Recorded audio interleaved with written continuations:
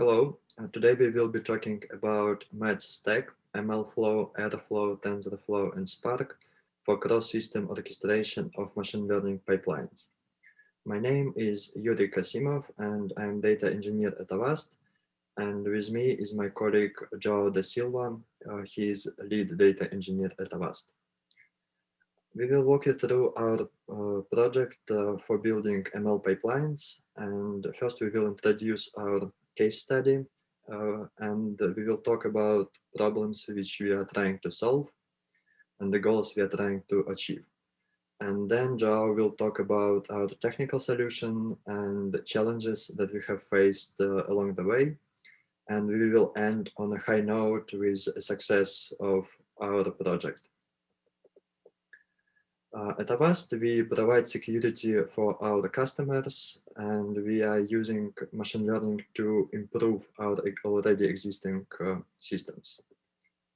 This story, as every big story, begins in a bar when Tomasz, our friend researcher, Joao and me, we went to a bar and Tomasz was talking about his new project Angular.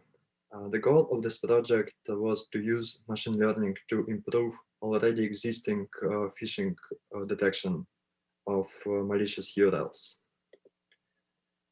We have URLs stored in Hadoop, and Tomasz creates a dataset out of these URLs, and he sends requests to other systems which detect phishing in Avast. And he uses these detections as labels. Then he collects the whole dataset with labels and he uploads the data to another cluster which has GPUs, and he trains a convolutional neural network on this cluster. Once the model is trained, Tomasz has to move this model to Kubernetes cluster where the model is served and it receives requests with URLs and responses with is it phishing or not.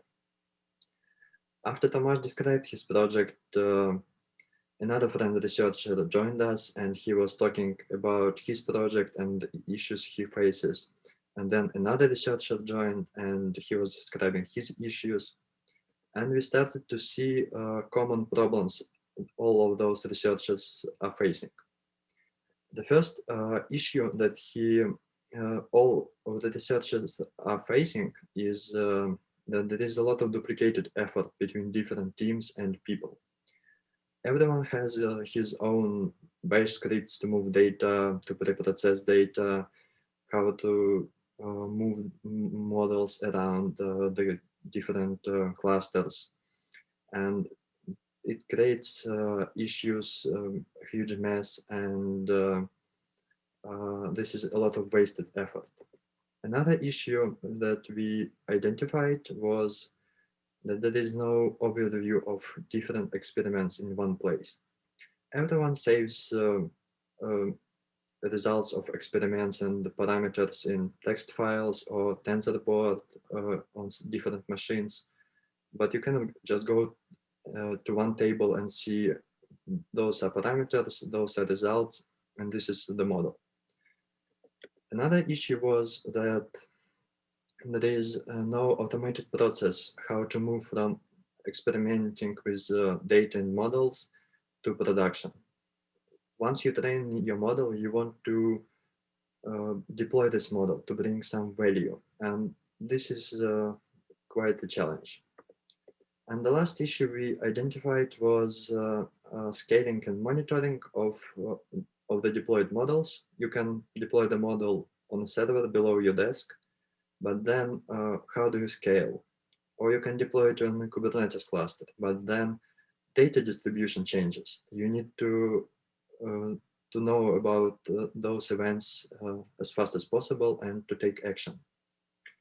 So we got a little bit overwhelmed with all those issues, but then we remembered that the problem is not the problem. The problem is your attitude about the problem. So we started to tackle all those issues one by one, and we came up with an insidious plan. First, We wanted to define a common ground for engineers and AI researchers. By common ground, I mean to define a common structure of Git repositories, how the project are split into stages, and how they are being deployed into production. Also, to create a set of common tools so they can be reused as much as possible. The next thing we wanted to address was orchestration and scheduling. In Avast, we have multiple data clusters. We have computational cluster. We have a computational cluster with GPUs, and we have a Kubernetes cluster. And some projects have to be scheduled on different clusters, data preprocessing on data clusters, training on GPU, and then deploying in Kubernetes. And this requires orchestrating tasks across multiple clusters, which is a challenging problem. The next thing we wanted to address and solve was to have one place for structured tracking of experiments. We wanted one table with all metrics, all results, and artifacts which are produced by the pipeline.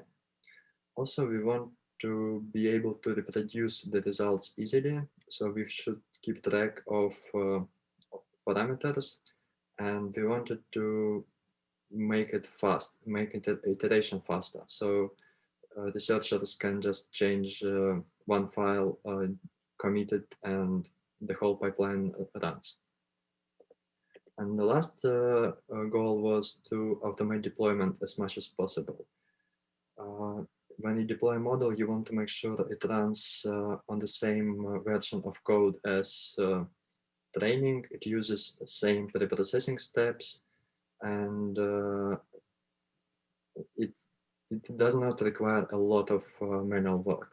So just to recap, we wanted to have a common ground for different teams, to have a nice and clear way of tracking experiments. We wanted to be able to orchestrate tasks across different clusters and automate model serving. And now I will pass over to Joao, who will talk about our technical solution. Thanks, Yury. Thanks, Yury, for the excellent introduction and the background of where we started and what is our plan.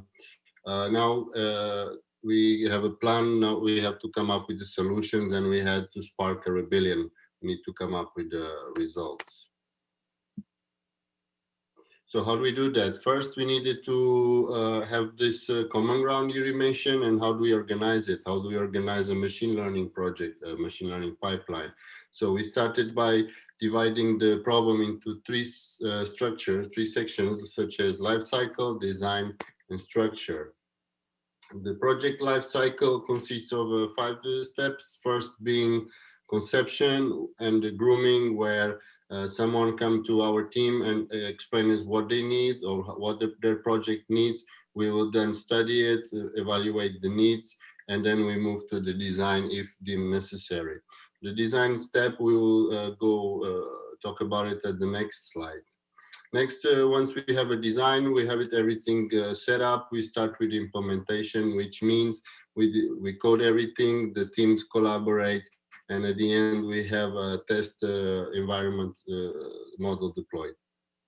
Once it's been agreed upon that the results are acceptable, we move with the integration, where we do a production deployment, set up full-on monitoring, and then we do the final delivery, with the important step being the retrospective, where we actually evaluate and check how did we do, what tools we used, and how we organized the work. Was it positive? How can we improve on the next project? The design stage starts with the data. The data is where we collect the features, where we engineer the data from several clusters, where we organize the DAG, and so on. Once we have that set up, all the boilerplate ready, then the model and the researchers will do their own pipeline. So then the model learning stages come in, where the training scripts are executed, are prepared by the researchers, as well as the experiments are registered. An important part of it is the code, and meaning how we create a continuous deployment. How do we have a structure and organization in our code? Do we have it easy for everybody to pick up any project? We should do, right? So one of the things what we mentioned when discussing the structure of the project is that having a standard repository template where everyone who's joining ML project can immediately identify where to look for something and where to code specific parts that they should be responsible for. How does the documentation is structured and so forth? How does it integrate with the deployment and so on? Next, we have the goal of having a standard machine learning development at Avast. How do we come about is that once we have this structure, we have this design, we have this life cycle, now we just need to wrap that into a framework and create this standard for development at Avast. And talking about that, we need also to have the tooling. And in this day and age where dozens or thousands of machine learning tools and frameworks are available in the market, we really cannot adopt all of them, and we cannot really be experts in all of them. So we decided to adopt what we called the MAT stack. The MAT stack being MLFLow, Airflow, Tensorflow, and Spark. And why those tools, why we chose those tools is what I'm going to present next. So we chose MLFLow because we needed experiment tracking and model management. But why MLFLow? With the other things on the market, why we chose MLFLow? First is open source. It's easy to track the experiments. It has a clean, rich API. Either the REST API, the Python API, and the CLI client is really easy to use. On the top of it, the most advantage we found is that model packaging, storage, and version management is already prepared for us in a standard way. We just need to take that and prepare deployments based on those packages and wrappers. I'll just show a quick example of how does our Angular phishing classifier looks like. I removed some of the other pipelines to remove some clutter, but as you can see, before we had no place where we could visualize that. There was a spread across the company and so forth. Now with MLFLow, we are able to just look at a single dashboard and see that. Continuing, we have some metrics. MLFLow, you can just visualize your metrics. On the top of it, you can also quickly see that your artifacts, what was logged, how does your model look like, how big it is, where can you get it? And then one click button, you can actually register your model for management. So now you have a registered model. How do you, now you have the registered model, you can look at its versions, automatically the versions are updated. You can trigger deployments, you can change staging to production, and so on and so forth, all in one package. Now, yeah, so we're talking about machine learning pipelines, right? So having Airflow gives us this option to actually trigger tasks and of the pipeline in different environments, as we previously mentioned. So for instance, we need to trigger multiple environments and so on. So why Airflow? The main reason being that it's a message-driven architecture. So you can have Airflow worker spread across the infrastructure, across networks, internal network versus external network, in the cloud or on premises, as long as this service, these workers can access your RabbitMQ, you can manipulate and target it for task execution. On the top of it is Python. We all love Python, and that being said is extensible because you really can do anything with Python, right? So also, I really like the fact that it does not have much boilerplate. If you really look at it, you can use the templating, you can create your own connections and leverage default arguments for that boilerplate things. So Airflow gives us this good option. So for the Angular phishing pipeline classifier, we started with nothing, right? And then what does Airflow give us? It gives us the fact that we can do our data collection on our Spark and HDFS cluster. Moving along is that, okay, so we also need to wait a little bit before the data is ready as we should and as it should be before we collect other labels. So we just execute this delay sensor on a Kubernetes cluster because it's where we deploy Airflow UI and scheduler, so it's close to us. Yeah, and then we can switch back and target the rest of our stages in a cluster, in a Yarn cluster, a Spark cluster.